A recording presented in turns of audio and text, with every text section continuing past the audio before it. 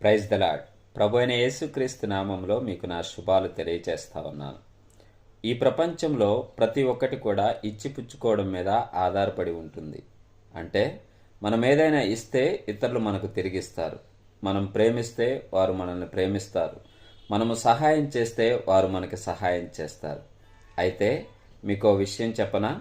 పరిశుద్ధ గ్రంథంలో 1 యోహాను పత్రిక 4వ అధ్యాయము 19వ వచనంలో ఇలాగూ వ్రాయబడి ఉంది. ఆయనే మొదట మనలను ప్రేమించెను గనుక మనము ప్రేమించుచున్నాము. ప్రియమైన స్నేహితులారా, దేవుడు తనే మొదటిగా మనల్ని ప్రేమించాడు. మనం ప్రేమిస్తామా లేదా అని ఆయన చూసుకోలేదు. ఎందుకంటే ఆయన ప్రేమ స్వరూపి.